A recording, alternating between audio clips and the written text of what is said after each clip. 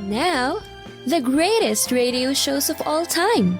Suspense. The Shadow Node. Washington calling David Harding, Counter-Spy. Classic radio theater. The Great Gildersleeve. Fibber McGee and Molly. Dragnet. Gunsmoke. The Lone Ranger. Now, step back into our time machine with your host, Wyatt Cox. Good evening, friends of the Inner Sanctum.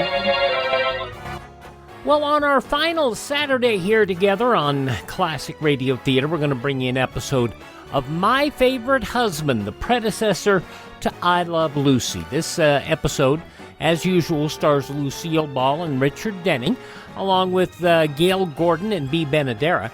This episode was originally broadcast June 24th, 1949, and as with most women, Liz changes her mind. It's time for My Favorite Husband, starring Lucille Ball. Hello, everybody.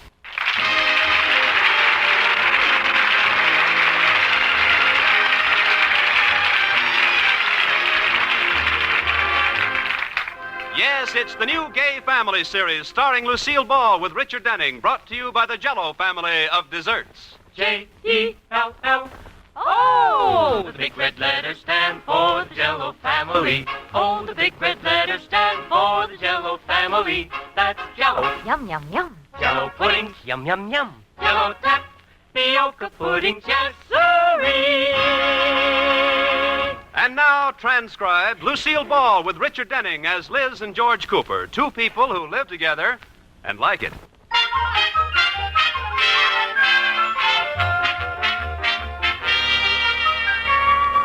If you were a little bird looking down the main street of the town where Liz Cooper lives, you would see a strange sight right about now. Cars are pulling out of the way. Pedestrians are scurrying to the curb. Dogs and small children are cowering against the buildings. For coming down the street is an automobile with Liz Cooper at the wheel. She signals for a left turn and goes straight ahead. Now she's making another signal. I don't know what that means. Oh, she's waving at George, who's waiting in front of the bank. Now she pulls over to the curb and comes to a gentle stop.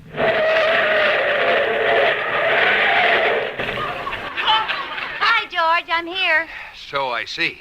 Say, I didn't do a bad parking job, did I? No, only two wheels are up on the sidewalk. Well, come on, we're late and it's my fault. Get in. I can't. Why not? The front wheel is on my foot. It is not. Now, come on. I'm sorry I'm late, dear. Were you waiting long? No, just a few hours. Oh, you're so funny. Liz, what was the idea of signaling a left turn and then going straight? Well, I was going around the block, so I'd be headed the right way, but I changed my mind. You should have a special signal of your own, which means, as you were, I changed my mind. Why can't you make a decision and stick to it, Liz? I do. Oh, sure. I'll bet I know why you were late. You couldn't decide which dress to put on. No, Smarty. I put on the first dress I took out of the closet. Well, then why were you late? I didn't like the way it looked, so I changed it. I thought so. Oh, Liz, I don't think you've ever gone through with anything you've started. Why do you change your mind so much? I don't. There's a perfectly logical explanation. I'm a woman and you're a man. Well, what's the difference? Now, let's not fight, George. Where are we meeting the Atterberries for dinner? The green room. We can't go to the green room. Why not? I'm wearing my blue dress. I'll clash. We're going there. They're waiting for us. Well, I don't want to go there. What stoop decided on the green room anyway? You did? Oh. Oh, we're in luck. There's a parking space. You can pull in right there. Okay. Oh, there's a closer one up the street. I'll go over there. This is where I came in. Take this one, Liz. Finish one thing you start. George, this one up here is much closer to... Oh, it's a fire plug. No. Well, I'll back up and take that first one. Oh, look, someone's sneaking into that place. I saw it first. Liz, will you please make up your mind and do something with the car? Okay, dear. Now what? Why are you getting out? Oh, I just made up my mind what to do with the car. I'm going to let you park it.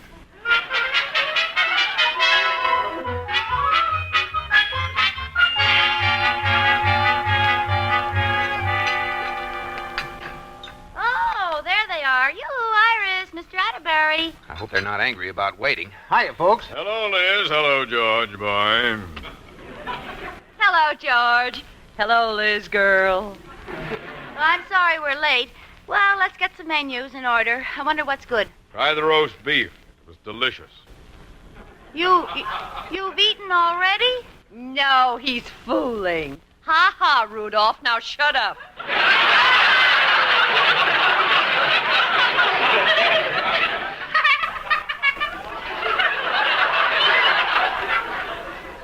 I'm hungry. Well, let's get a waiter. Here comes one. May we have oh, well, here's another one. Waiter, are you the, Well, I'll get this one. I'll lay 3 to 1. Waiter, if you don't mind, we'd like some, Reminds me of an inscription I once saw on a waiter's tombstone. It said, St. Peter finally caught his eye.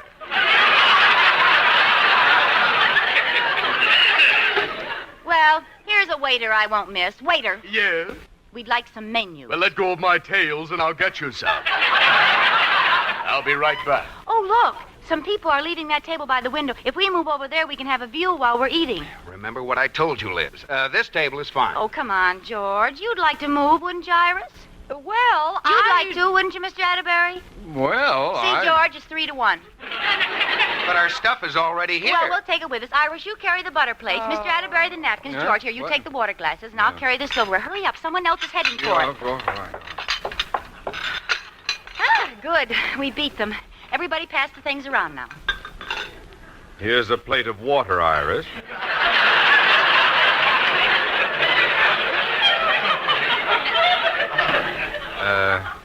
Hand me a glass of butter. Has everyone everything they need? Yes, I have 3 knives. I beat you. I have a full house. 3 forks and a pair of spoons. You'd better call the waiter. He's looking under the other table for him. Ollie, oxen free! Oh, waiter, dear. Here we are. Oh, there you are. Yeah, we'll order over here. Sorry, this isn't my table. Oh, come on. Wait on us. All right, here's the menu. Let's see. Oh, everything looks so good. I'll have the,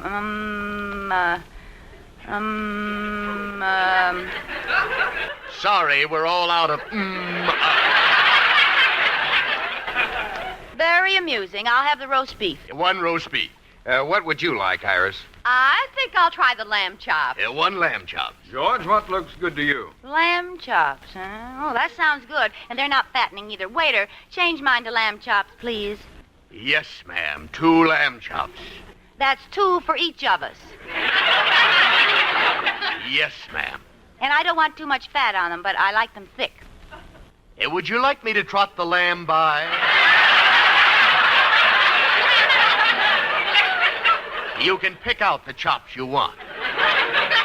Well. Liz, don't make a scene.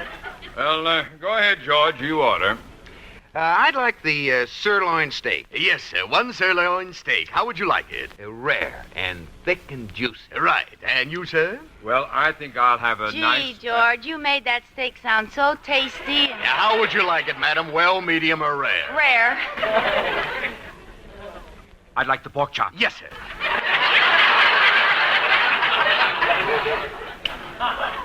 Now, what would you like to drink? You order last.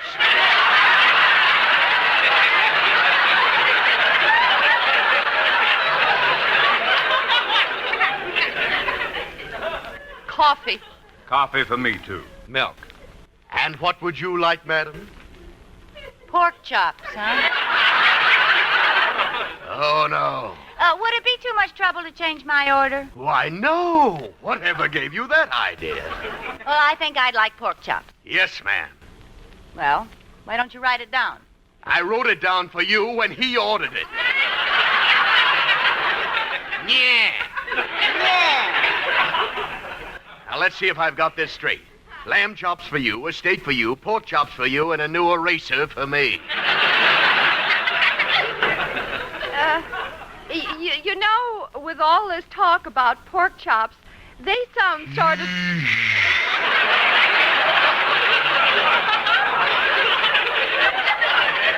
Now, you quiet, Iris. We've had enough changing of minds. Yeah, I'll get the appetizers while you fight it out. What's the matter with you, Liz? Well, I couldn't help it, George. Everything everyone else ordered sounded so just ginger peachy. Fine thing. Everyone's staring at us. Who is? That couple right there. The ones eating fried chicken? Yes. My, doesn't that chicken look good? I think I'll... You wouldn't dare. Now forget it. Oh, who wants pork chops? You'll eat them if I have to give them to you intravenously.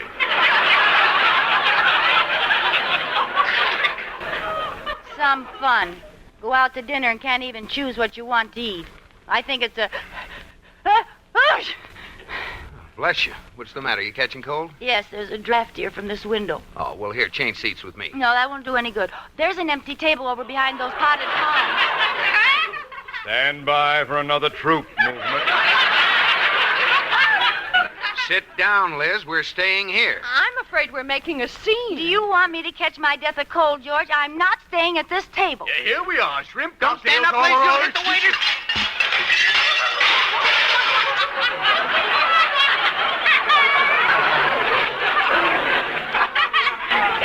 Now, aren't you ashamed of yourself sneaking up behind me and hitting me with a tray?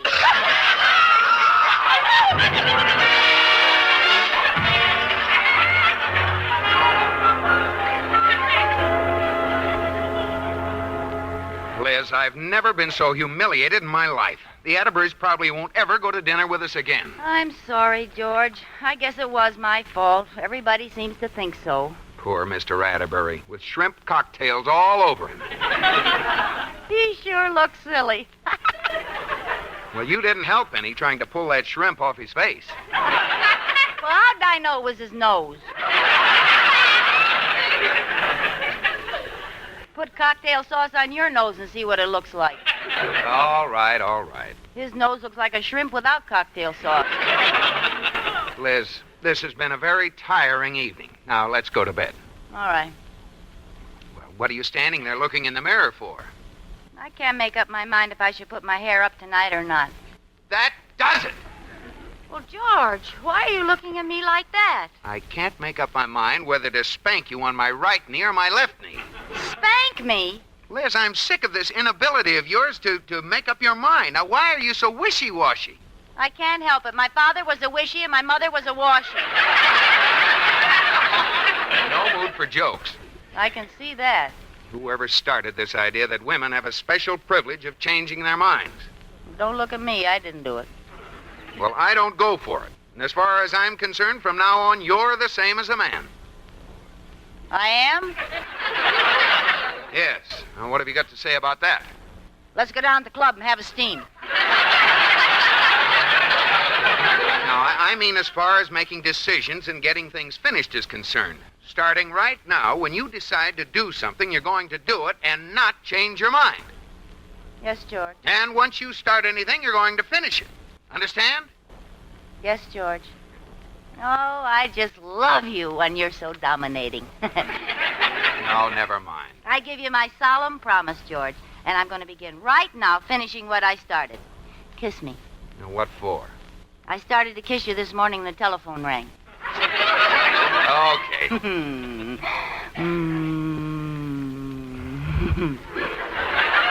Oh, George, you're so right about this whole thing. Come on, let's finish that again.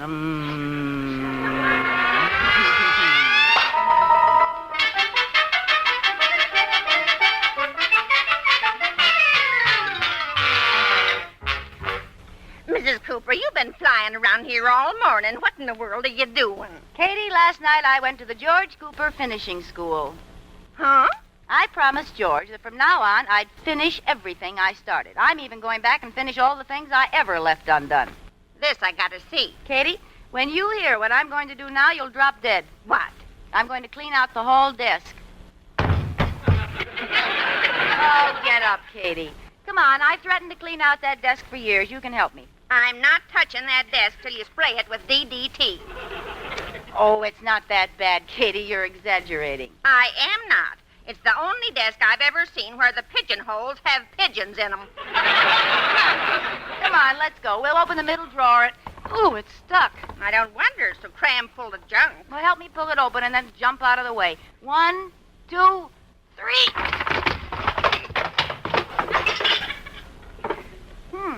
Not as bad as I thought. How long has it been since you cleaned it out? Oh, not too long. There's a newspaper on top of the pile. Let's see what it says. McKinley assassinated. What? Oh, I remember. Iris Atterbury gave me this paper. It has a recipe on the back. Well, where'll we start? Well, first, let's get rid of these bundles of... Oh, Katie, look what I found. Our love letters. Oh. Oh, now, Mrs. Cooper, don't start reading those now.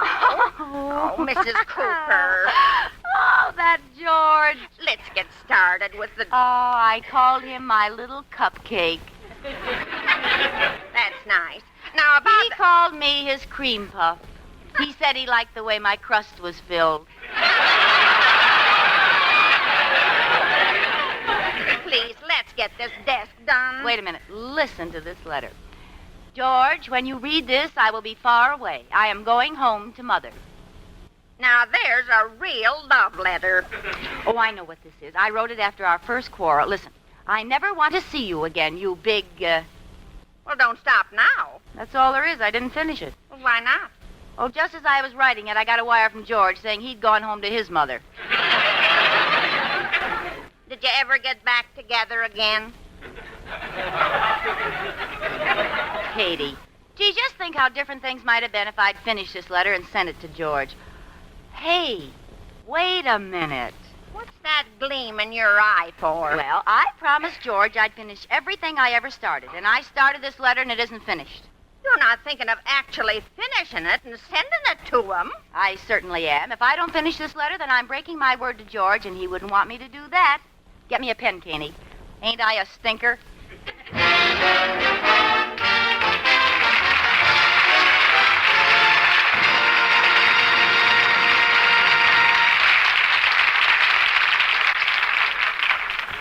June 24th, 1949, My Favorite Husband, here on Classic Radio Theater with Wyatt Cox. Classic Radio Theater with Wyatt Cox for this Saturday. Now more of My Favorite Husband, starring Lucille Ball, Richard Denning, June 24th, 1949.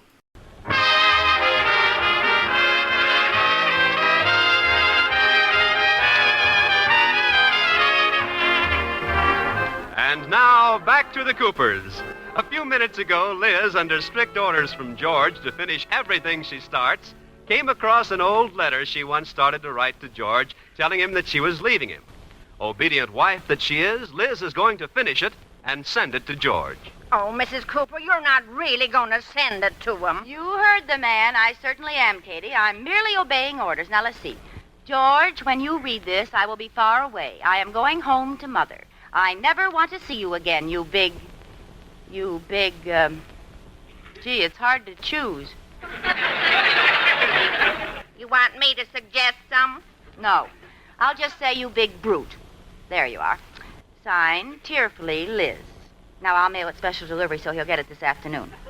How do you think Mr. Cooper will react when he thinks you're leaving him? I know exactly how. He'll come rushing home and beg me to stay. He'll think I found out something he's done. Well, suppose he hasn't done anything.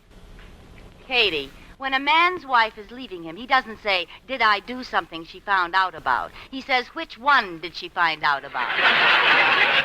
Just wait till this letter's delivered and watch Georgie come marching home on his knees.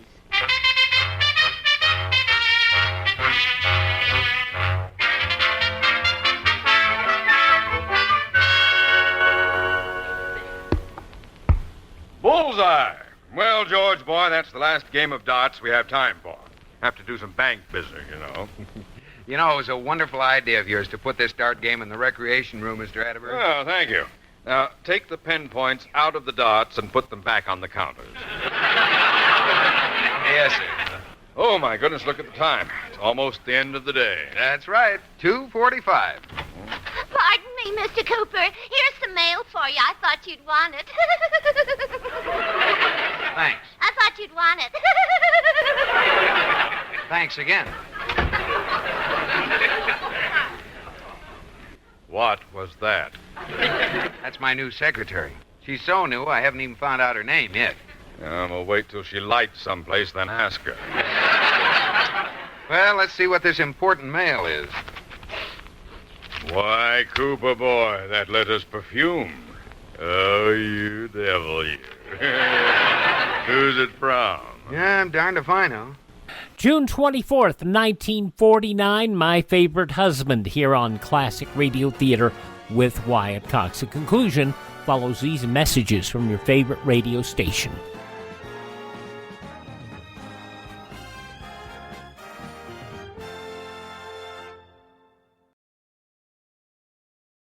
Just going to take a minute here to tell you about the big savings going on now, the clearance sale at mypillow.com. And you know, I've talked about how in my office I have a pair of my slippers, and they're really comfortable, and they're on clearance right now. The mypillow.com slippers, $25 a pair, limit 10.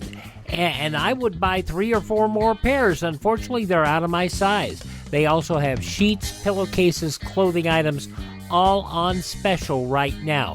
Go to mypillow.com, click on the clearance tab at the top of the page, use my promo code Wyatt, or call 1-800-928-4715. Limited sizes remaining in the MyPillow slippers, limited colors on other items. mypillow.com, clearance tab, promo code Wyatt, 1-800-928-4715.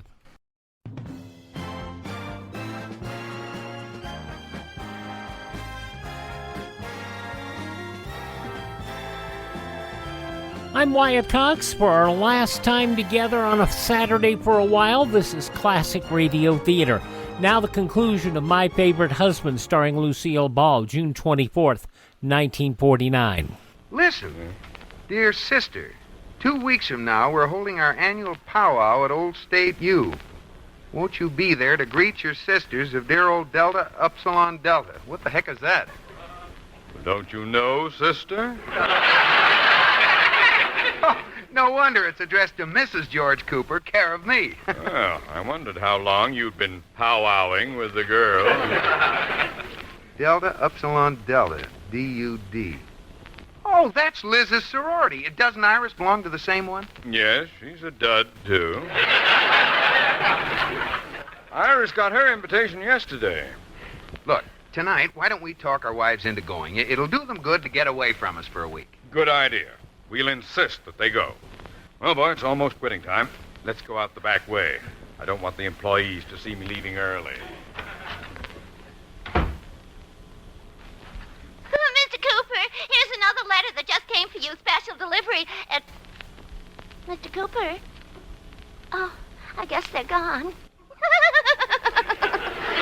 it's on his wife's stationery. I guess she'll tell him what's in it when he gets home.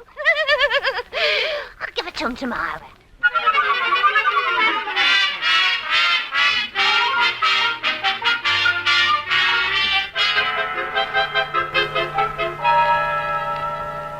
Oh, Iris, I can hardly wait for George to get home. Liz Cooper, you didn't really send that letter to him, did you, girl? I certainly did, and I'm going to have plenty of fun with him before I break down and tell him the truth. Ooh, this is exciting.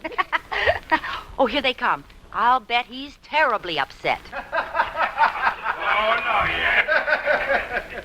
He, doesn't sound too upset. Well, he's probably hysterical. Watch what he says when he comes in. Hi, Liz. What's for dinner? Well, that's it, George. Keep up a front. Hide the grief that's in your heart. What are you talking about? Oh, it smells good, whatever it is. Go ahead, George. You can speak in front of the Atterburys. You lost me someplace, Liz. Come again. Did you get a letter at the bank today? Oh, your letter. Yes, my letter. I'm glad you reminded me. I forgot all about it. Well, thanks a lot. Weren't you a little surprised when you opened it? Well, as a matter of fact, I was. I couldn't figure it out at first. It sure sounded funny when he read it to me. George Cooper, you didn't read my letter to Mr. Atterbury. Well, sure. Why not? Oh, well, let's talk about it after dinner. It's not important. Not important? We'll talk about it right now. What do you have to say about it? Well, I think you ought to go. You think I ought to go? Well, sure. Don't worry about me. I'll get along fine. I don't know why you're crying. It'll be wonderful for both of us. George Cooper, you ought to be ashamed of yourself. You keep out of this, Iris. This is their affair. Rudolph Atterbury, I think you even agree with that heel. I do. What? As a matter of fact, since Liz is going, I think you should go, too. Come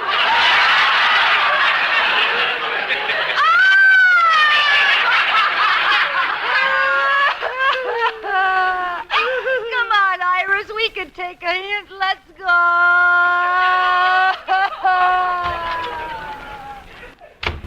Gee, Mr. Atterbury, I had no idea this meant so much to the girls. Those sororities really get a hold on them, don't they?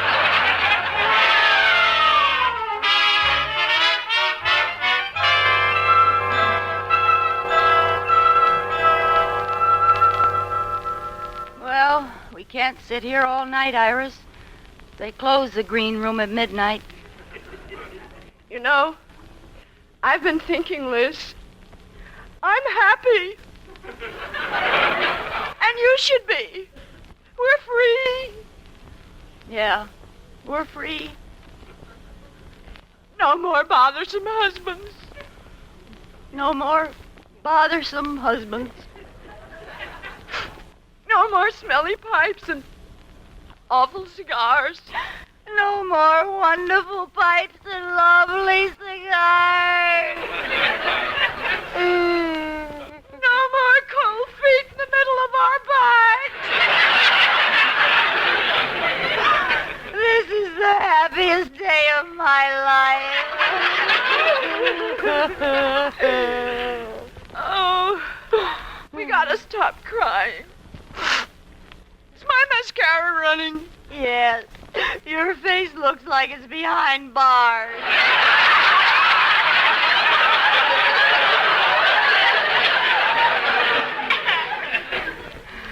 Got a hanky? Do you want to blow or mop?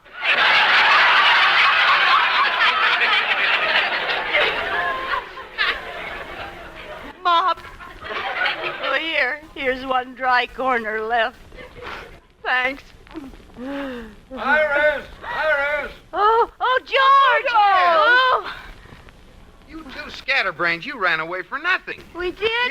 Yes, Katie told us about the letter you wrote. He never got it. We were talking about your sorority reunion. The announcement came to the bank in care of me. Oh, George, I'm so happy.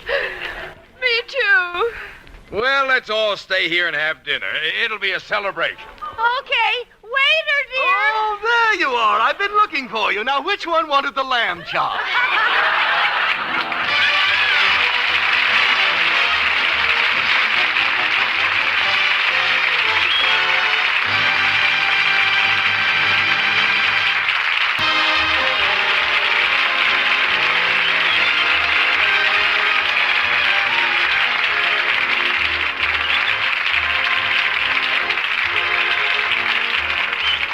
You have been listening to My Favorite Husband, starring Lucille Ball with Richard Denning, and based on characters created by Isabel Scott Rohring. Tonight's transcribed program was produced and directed by Jess Oppenheimer, who wrote the script with Madeline Pugh and Bob Carroll Jr. Original music was composed by Marlon Skiles and conducted by Wilbur Hatch. The part of Katie the maid was played by Ruth Parrott. Lucille Ball can now be seen in the Paramount picture Sorrowful Jones. Be sure to listen to Lucille Ball in My Favorite Husband next week. Bob Lamont speaking. Good night,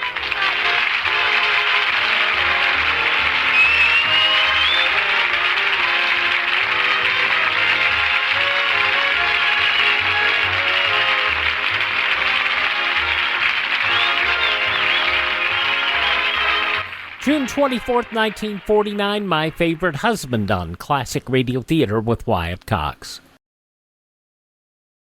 Well, our last Saturday together for a while on Classic Radio Theater with Wyatt Cox would not be normal if we didn't have Lum and Abner with us. This episode, provided by Ted at RadioMemories.com, was originally broadcast June 24th, 1935, and it seems that Squire's doing his best to get in the middle of everything again.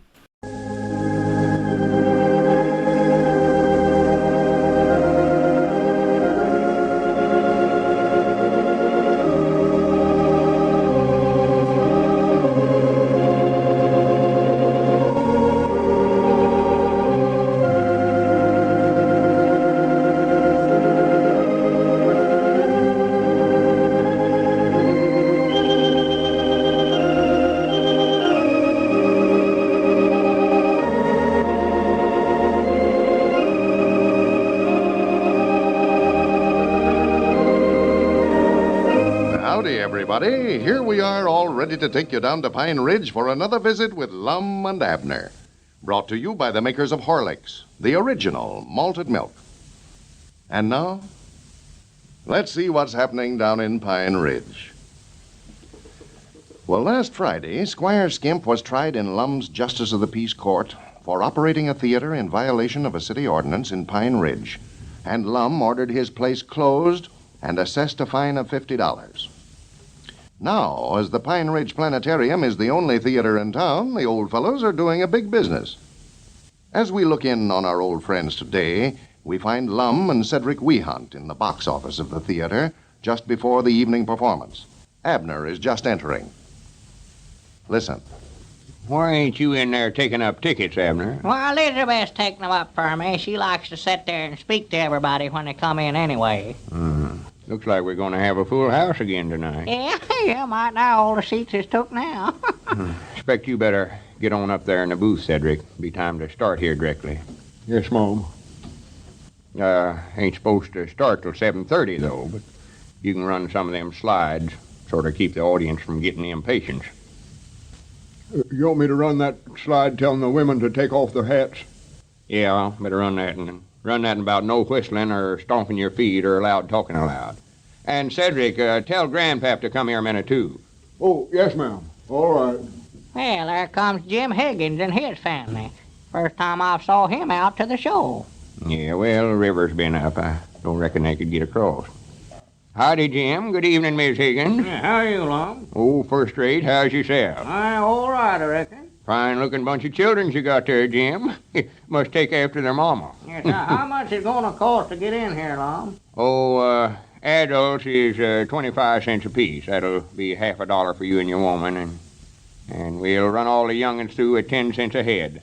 That'll be $1.10. Just give me $1 and we'll call it even. Well, I better tell Elizabeth to let them all in, Lum. Well, I'll give them all tickets, Abner. Oh. Here you are, Jim. Much obliged. Hope you enjoy the show. Don't it cost him something? He brings that bunch of his to a show, don't it? Did you send for me, Lum? Oh, yeah, Grandpap. I just wanted to tell you to start playing that piano in there. Entertain the folks till the picture starts. I've been playing it for the last half hour. Well, I couldn't hear you out here. I just suppose you hadn't started yet. Oh, yeah, he's been playing. I could have told you that, Lum. I never knowed that's what you wanted with him. Play that Dardanelli again, Grandpap. That's my favorite. Yeah, go ahead, Grandpap. That's all I wanted. Yeah, all right, Lum. Hey, how about getting some tickets here? Well, hello, Dick. Yeah, howdy, Dick. What kind of show is this you got tonight, fellers? Why, it's an uncommonly good one, I reckon, Dick. It come high recommended. Yeah, well, give me 3. The wife and Ethel went on in.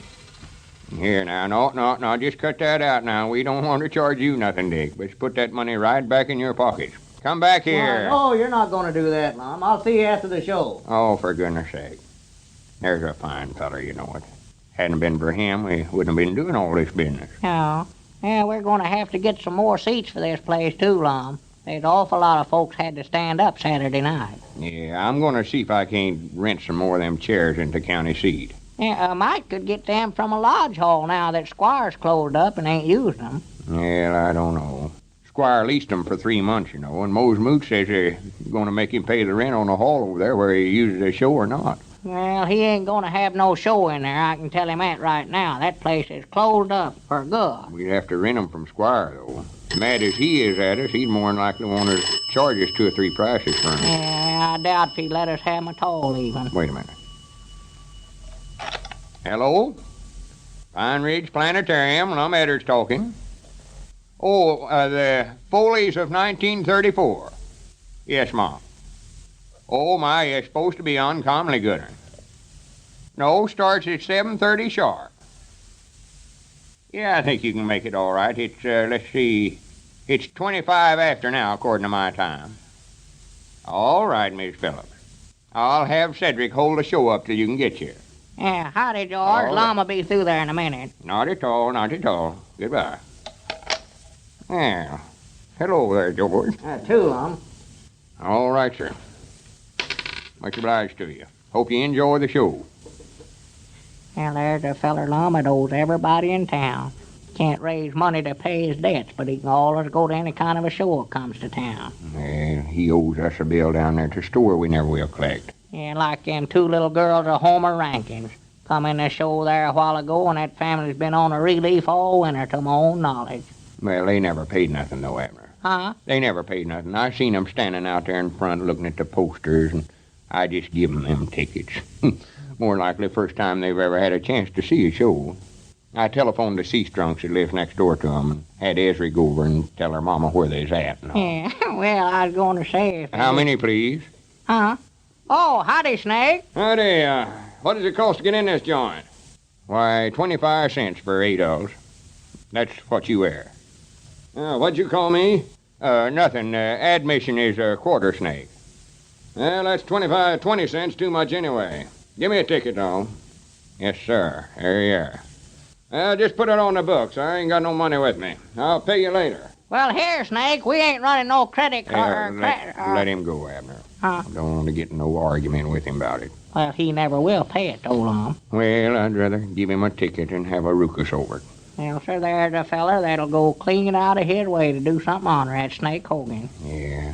Poor little wife and children here stays over at the house by themselves. Never thinks about taking them out to nothing. Yes, sir, I bet that they ain't saw a show in 5 years. I don't suppose them children of his has ever saw one. No, more than likely not, more than likely. You know, I wouldn't mind to let them in for nothing, Abner. Wish we could get the business built up to where we're making enough money to just let such folks as that in free for nothing. Just let all the children in town in for nothing. Wouldn't that be a fine thing? Yeah, I'd love to do that. Of course, the place would be jammed with them every night, told them. Yeah, and I don't believe we'd lose a thing by it, Abner. Children's folks would have to come along with them. They'd buy tickets, of course. I believe we'd have business to where we'd make money. Oh, my goodness, look coming yonder, Lum, look here. Where, who? Squire Skimp, get down here to where you can't see. Lum. Oh, get up from there, Abner. He ain't gonna bother us. Well, I ain't gonna give him no chance. He swore he's gonna get even with us for closing his place up. Well, he can't hurt us, and that's on the inside of the box office here. Well, he can shoot through it, can't he? Oh, he ain't gonna do nothing. Might start an argument or something, but that's about all. Just let me handle it. Well, howdy, Squire. Good evening, men. Good evening. How's business? Why, pretty good, Squire. House is nearly full tonight. Yeah, this looks like it might be a pretty good picture you got here tonight. Yeah, it's supposed to be uncommonly good. Yes, well, you've been ordered to do a nice business here now that my place is closed up over there. Yeah, I sort of hate that, Squire. Don't feel just right about that. Well, I don't blame you, Lum. There wasn't anything else that you could do. It was a law, and it was up to you as Justice of the Peace to enforce it. Well, I'm proud you feel that way about it, Squire. Oh, yes. There's no hard feelings, Lum, not at all. I was a little mad at first, of course, but after I got to thinking it over, well, I realized that place over there of mine was a fire hazard. And before I'd risk the lives of my friends and neighbors here in Pine Ridge, I'd rather the place be closed. Well, that's mighty nice of you to look at it that way, Squire. I want to shake your hand. Well, all right, Lum. Yeah. We'll just let bygones be bygones. Yeah, sure. Better give me a ticket. I think I'll go in and see the show tonight. No, here now, Squire. Here's a ticket, but I don't want no money. Also, you just feel free to walk right in this show any time you want to. Won't cost you a cent. Glad to have you. No, I don't want to do that at all now, Lum. I'd rather pay my way. No. Well, we don't want to charge you nothing, Squire. No, I Here wouldn't now. think I would. I appreciate it, Lum, but I want to pay my way just like anybody else. Well, I'll see you later, man. All right, Squire. Well, I'll swan to goodness. Well, sir, did you ever have such a surprise in your life? Hey, Granny, he ain't such a bad sort of a feller after all, is he? Well, I don't know, Lum. I just can't trust that feller. when he gets to talking too nice that way, well, that's when I get feared of him. Oh, shucks. Sassafras. Well, I do. He just got off and got to thinking the whole thing over and seen where we was right, and he was man enough to come down and admit to it. I admire him for it. Yeah, but now when he gets to patting you on the back that way, why, he's more likely just looking for a good place to stick a knife in him. Oh, trouble with you, Abner, you hold a grudge too long. Squire's trying to do the right thing. You've got to learn to trust your feller man, Abner. Well, I hope I'm wrong, but I still just feel... Abner, Lum! Huh? Come here, quick. Somebody's hurt. There's been an accident. Oh, my goodness alive. What's the matter, Grandpap? Who is it? Get out of my way, Abner. Who is it, Grandpap? Oh, my goodness, look yonder, Lum, look yonder. Back, everybody. Give him some air. Who is it? Who is it? Turn on the lights, Cedric. Here, let me through here. Turn on the lights, Get out of my way. Cedric. Who is it? Who is it? Get back, everybody. Quit shoving Oh, that I'll way. swan to goodness, Lum. It's Squire Skimp. Here, Squire. Are you hurt? Squire. I grant he's unconscientious. Is there a doctor in the house? No, Doc ain't here, Lum. Oh, run call Doc Miller, Abner. Tell him to get over here quick as he can. Here, somebody help me give him some artificial aspiration. How did it happen? Who seen it? I'll help you, Lum. I'll help you. Well, good for you, Dick. Yeah, I saw him, Lum. He fell coming down the aisle just now. Must have hit his head against one of these seats here. Squire. Oh, my goodness. And something like this would have to happen, just as Squire had apparently reformed. This is Carlton Brickert, speaking for Lum and Abner and Horlicks, who now bid you all good night and good health.